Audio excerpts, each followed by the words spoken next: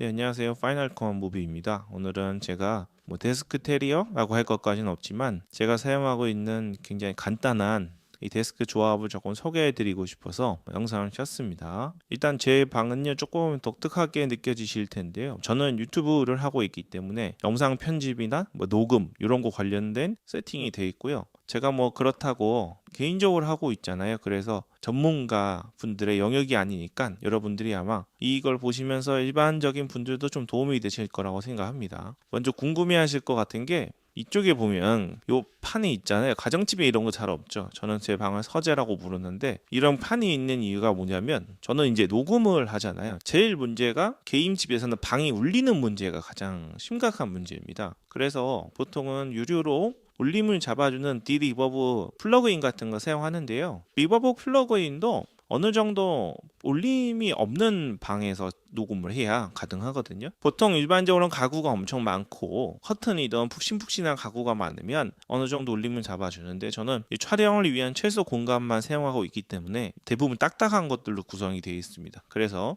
요건 이제 흡음재라고 합니다. 반음이 아니고 흡음은 울리는 소리만 잡아주는. 원래는 여기 벽이 있잖아요. 벽에 소리가 튕겨서 나와야 되는데 튕겨 나오지 않게 딱 들어가도록 잡아준 제품이고요. 여기에 비싸진 않은데 저렴하진 않아요. 제가 오늘 소개해드리는 제품들은 구할 수 있는 것들이면 링크에 다 남겨드릴 테니까요. 필요하신 분들은 설치해 보시면 좋겠습니다. 바닥은 별로 보여드리고 싶지 않지만 바닥도 일반 바닥이 아니죠. 사무실 같은 바닥이지 않습니까? 요게 카펫을 깔았어요. 요거는 접착식은 아니고 내려놓기만 하면 움직이지 않는 그런 형태의 카펫이거든요. 요것도 제가 흡음을 위해서, 그리고 저는 아파트에 살고 있기 때문에 아파트는 아무래도 그 층간 소음이 좀 문제가 있지 않습니까? 손님이 와도 무조건 슬리퍼를 신게 하는 게 기본 예의인데요. 그런 것들이 저는 중요하게 생각하기 때문에, 그리고 여기는 일하는 공간이니까 제가 얼마나 왔다 갔다 하겠습니까? 그래서 슬리퍼도 신고 바닥에 층간소음도 없애고 또 흡음도 하고 이런 세 가지를 위해서 일단 바닥 카페트하고 벽에 이 흡음 패드를 붙이는 상태입니다. 요거는 시공이 크지는 않고요. 여기 뒤에요 벨크로랑 액면 테이프로 붙여 있어서 실제로 벽지에 손상을 주는 방식은 아니니까 걱정 안 하셔도 됩니다. 많은 분들이 크게 관심 없는 내용이기 너무 길게 말씀드렸죠. 이쪽으로 와서 말씀드리면 일단 제 방의 가장 큰 자랑은 바로 이 애플의 스튜디오 디스플레이입니다. 요게 가격이 제 거는 높이 조절이 되는 모델이거든요. 위아래도 되고 각도 조절도 되는데 스탠드만 70만 원인가 그래요. 근데 270만 원을 지금 일반인이 사도 되냐 싶겠지만 근데 굉장히 만족하고 있습니다. 디테일을 좀 보여드릴까요? 높이 조절이라는 거는 사실 일반 모니터에는 당연한 건데 애플은 특별함을 추구하고 있습니다. 이 모니터를 제가요 270만 원 주고 사야 되냐 말아야 되냐 엄청 고민했죠. 왜냐하면 그냥 사고 싶어서 사는 것 같다는 느낌이 들었습니다. 그래서 제가 사실 한국의 대기업 모니터 중에 제일 비싼 거 샀어요. 150 조금 넘더라고요. 망했습니다. 그 브랜드가요. 이게 힌트가 될 수 있는데 이 스튜디오 디스플레이랑 디자인이 비슷해요. 그래서 제가 제 주제에 무슨 애플 스튜디오 디스플레이 모니터냐 해가지고 구매를 했거든요. 구매를 했는데 마감이 너무 후지고, 그리고 문제는 제가 지금 맥북이 밑에 있고 클램쉘 모드로 쓰고 있는데 이 맥북의 원래 디스플레이가 워낙 좋은 디스플레이잖아요. 그거랑 비교했을 때 그 국내 브랜드는 그 브랜드에서 파는 모니터 중에 최상급인데도 불구하고 너무 떨어졌습니다. 너무 품질이 떨어져가지고 도저히 비교하면서 쓸 수 없는 수준. 제가 이제 맥북이나 이런 애플 제품들을 안 썼으면 모르겠는데 이걸 갖고 편집도 하고 뭔가를 많이 하다 보니까 도저히 감당이 안 됐죠. 그래서 이제 사실 사놓고 그 150이 넘는 금액이 저렴한 금액이 아니니까 그래도 써야지 어떡하겠습니까? 제가 부자도 아니고. 근데 다행인 건지 몰라도 이틀 만에 자체 하자가 생겨버렸어요. 그래서 하자 접수를 했고 반품을 시켰습니다. 사실 반품 과정도 깔끔하지가 않았어요. 이 다시는 그 브랜드 저는 쓰고 싶지 않습니다. 아마 전 세계에서 한국에서도 가장 유명한 브랜드일 텐데 저는 오히려 다른 브랜드는 서비스 특히 굉장히 만족했는데요. 이번에 너무 아쉽고 기사님한테 떠넘기는 그런 느낌이 있더라고요. 그분이 중간에 껴서 무슨 잘못이 있겠습니까? 그래서 일단은 처분했습니다. 요거 써야 되는 이유가 뭐냐면 화질은 당연합니다. 그냥 최고급이라고 보시면 돼요. 그 디자인이나 마감 엄청나죠. 특히 저는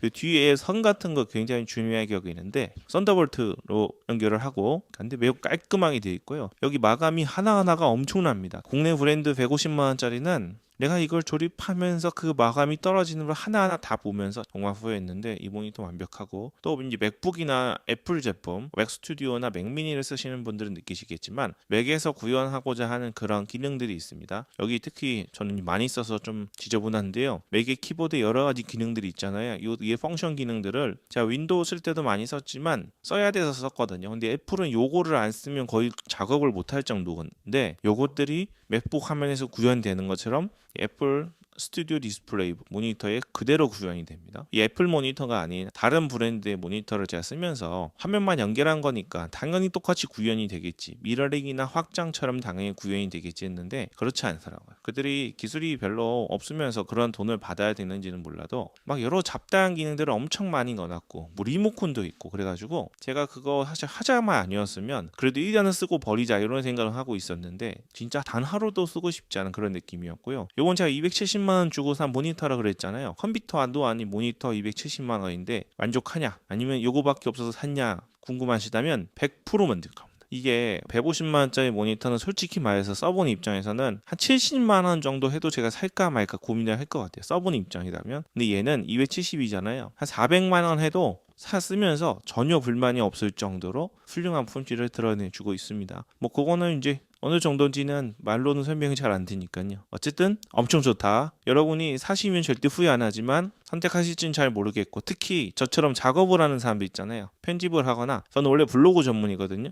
블로그로 하루 종일 글을 써야 되거나 하시는 분들은 투자 용도라면, 버는 용도니까 그런 용도라면 분명히 추천드린다 보겠습니다. 제가 하나하나 너무 고르면서 사건들이 많아가지고 알이 좀 많아지고 있죠. 그리고 요거 많이 보셨을 거예요. 데스크 선반인데요. 저는 이런 거 별로 안 좋아하는데 요 아래에 모션 데스크인데요. 이 가성비로 샀습니다. 이거 모션 데스크가 엄청 비싸요. 요거는 제가 뭐 최신형 안 사고 구형으로 그때 선택했는데요. 뒤에 보면 선이 내려가는 곳이 있다 보니까 책상이 움푹 파여 있습니다. 제 선정이 잘 못해서 민망한데, 요 움푹 파여 있는 곳 때문에 모니터가 뒤로 갈 수 있는 공간이 조금 한정돼 있고, 이 공간이 5cm 정도 못 쓰는 거예요. 5cm가 별로 안 큰 공간인 것 같지만 실제로 써보니까 좀 불편하더라고요. 놓는 게 많아가지고. 그래서 이 데스크 선반을 놓고 모니터를 최대한 밀었습니다. 이건 메이오드 제품인데요. 데스크 치곤 비싼데 그냥 한 번 사면 더 이상 고민하지 않고 끝까지 쓸 수 있는 끝판왕이라 보시면 되겠습니다. 여기 처음 사보신 분들은 이런 목재에는 코팅이 돼서 오는데 그 냄새가 조금 역하실 수 있습니다. 물론 시간이 지나면 날아가지만 견디지 못할 정도로 가끔 나오는 경우가 있어요. 이게 나무고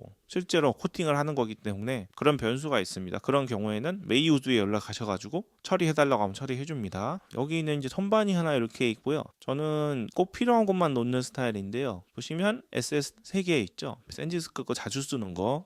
거의 뭐 다채보다 더 많이 쓰는 것 같아요. 그리고 삼성 거 쓰고 있고, 요거는 루믹스 CF 익스프레스 리더 녹음기, 지금 달고 있는 녹음기고요. 요거는 여비용. 그리고 요거는 애플 1000입니다. 요거 25,000원인가 하는데 이게 무슨 25,000원이냐 하시겠지만 요런 디스플레이 있죠. 그리고 요런 디스플레이 함부로 닦으면 안 되거든요. 뭐 유리 세정기 이런 거 쓰시는 분 계시더라고요. 물티슈 쓰시는 분 계시고 그러면 안 됩니다. 이거 그냥 우리가 알지 못하는 기술들이 들어가 있어요. 물론 단단하지만 이 정도 금액은 들이셔서 닦으셔도 전혀 아깝지 않은 정도니까요. 그렇게 보시면 되고요. 근데 이거 애플 여기 마크만 붙여서 받아 먹는 것 같지만 되게 잘 닦입니다. 너무 깨끗해져요. 물론 지금 공홈에서 시키셔도 진짜 안 오니까 뭐 마음 있으신 분들은 몇 달 전부터 미리미리 주문해 놓으시면 되겠습니다. 그리고 요거는 알리에서 시킨 건데 낙타털이거든요. 먼지 터는 거.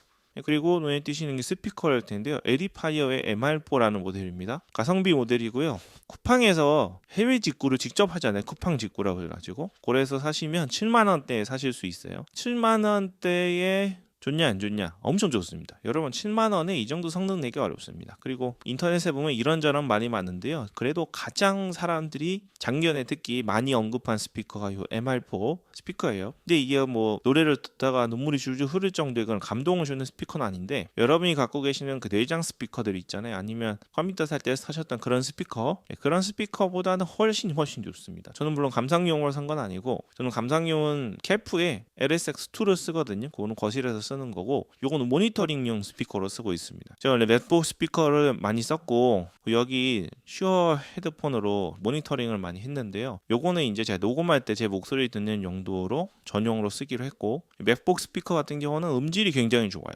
영화를 보거나 음악을 듣거나 할 때는 감정을 올릴 정도로 좋은데, 스튜디오 디스플레이도 마찬가지죠. 근데 이거는 애플 자체에 컨셉이 들어가 있는 그 소리잖아요. 그래서 모니터링은 되지 않습니다. 베이스가 세다고 보죠. 근데 이 에디파이어는 이제 모니터링 스피커로 전혀 쓴다고 보시면 되겠습니다. 여러분 녹음을 해보신 적이 있으실지 모르겠지만 의외로 정확한 평준화된 녹음을 하기가 어렵습니다. 특히 내가 녹음해 놓고 그냥 일반 스피커로 들으면 잘 된 것 같은데 실제로는 저음이 엄청 세거나 실제로는 저음이 엄청 약하거나 그럴 수 있어요. 그래서 그런 것들을 플랫하게 만드는 모니터링 스피커는 엄청 비싸요.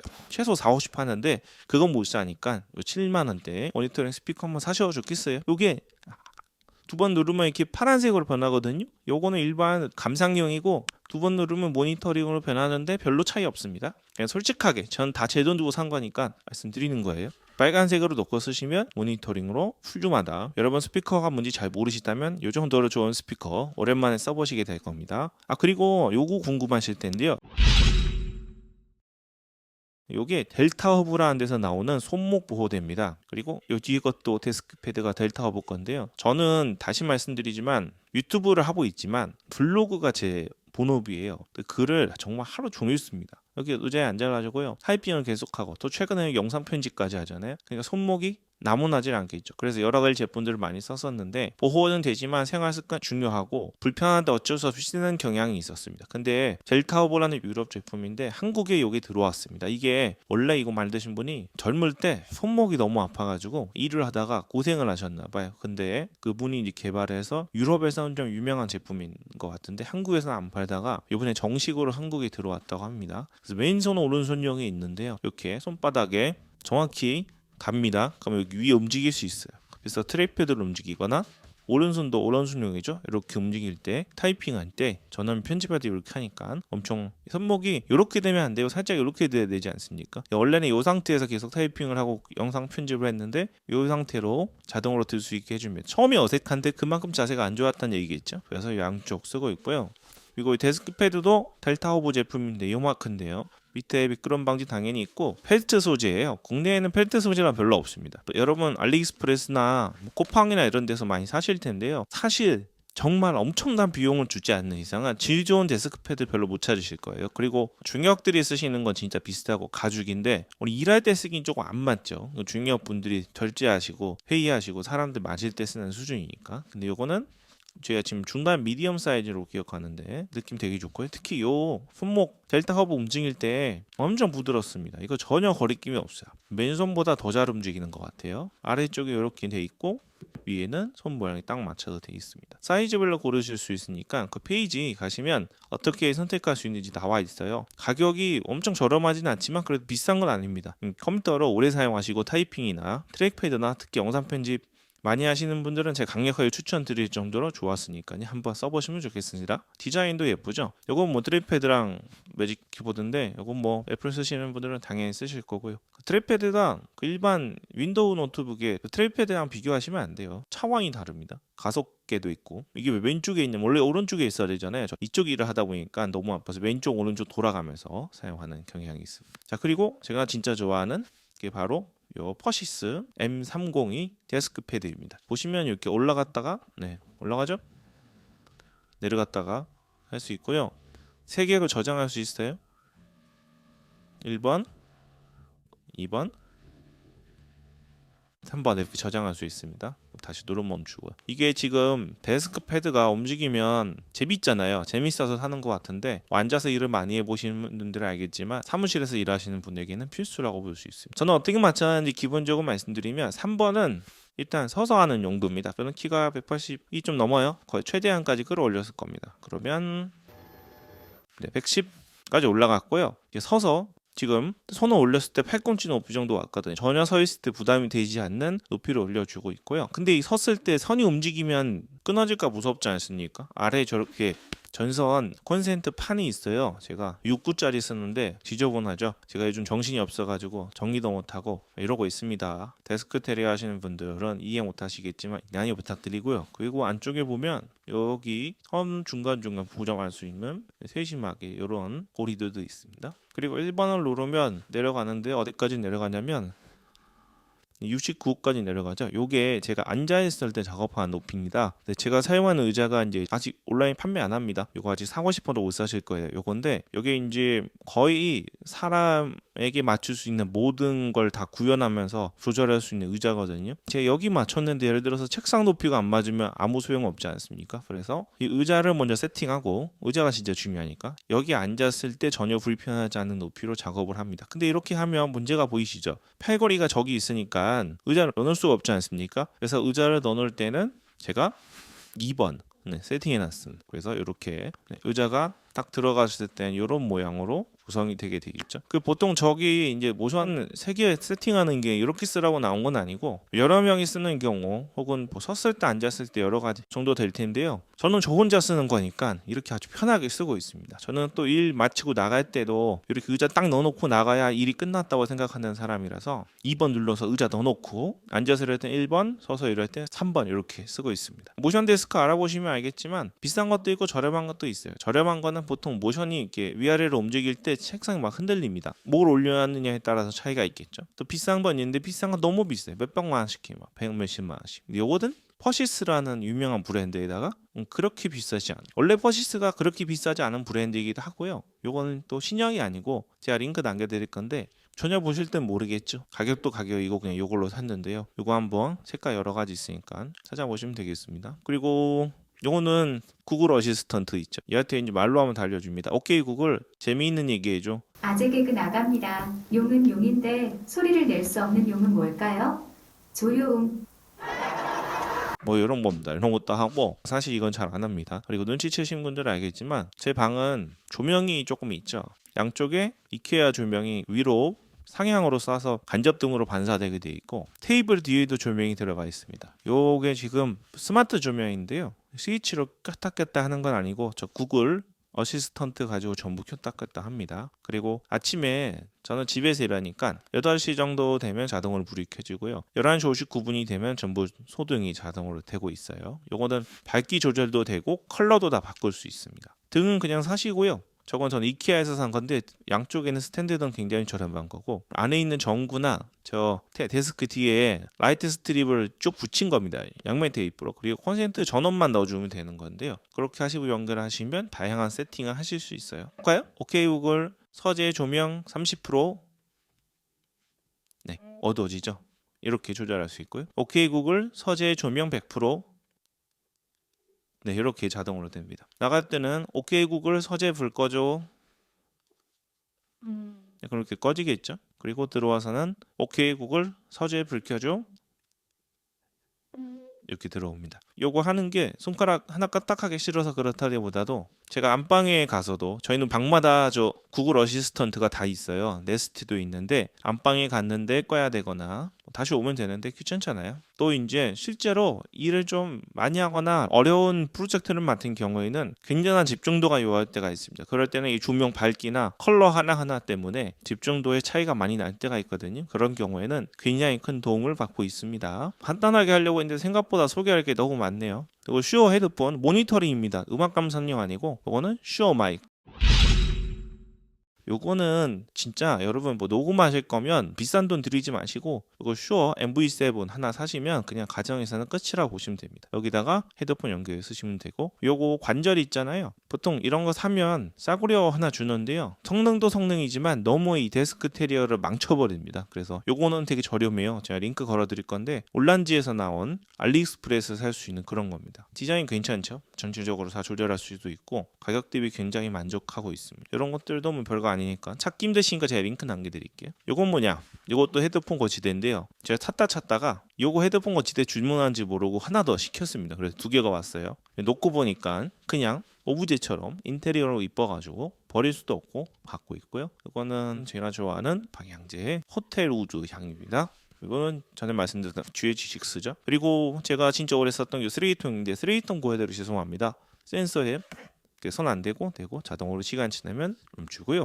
아 이거 괜히 제가 보여드려가지고 말씀을 드려냈는데 전 기타를 좀 치고요. 뭐 전자기타도 치고 어쿠스틱 기타도 다 칩니다. 오늘 아이바네즈 제품이고 300만 원짜리 아니고 엄청 가성비. 제가 옛날에 기타를 칠 때만 해도 기타 가격이 너무 어마어마하게 비쌌습니다. 또 뭐 학생이고 이럴 때는 이 기타를 산다는 게 엄두가 안 났는데요. 요즘에는 진짜 저렴한 가격에 진짜 좋은 성능의 기타를 살 수 있어요. 여러분 뭐 나도 악기 하나 다루고 싶다 그러신 분들 아이바네즈가 성능이 좋고 픽업들도 전천으로 쓸 수 있는 픽업들이니까 뭐 처음 접하긴 좋으실 거예요. 팬더 깁스는 좀 비싸죠. 그리고 요거는 진짜 예쁘죠. 네, 야마하 THR 입니다. 블루투스도 되고요. 기타 인프예요. 여기 연결해가지고 전자기타는 그냥 소리가 이렇게밖에 안 나잖아요. 울림통이 없으니까 이런데 입력하셔도 되고 요게 약간의 오디오 인터페이스 역할도 해가지고요. PC에다 녹음하실 때도 쓸 수 있습니다. 제 생각에는 너무 간단한 것 같아서 금방 끝날 줄 알았는데 이야기가 좀 길어졌고요. 제가 말씀 안 드렸거나 좀 대충 말하고 넘어간 것들은 어쨌든 링크는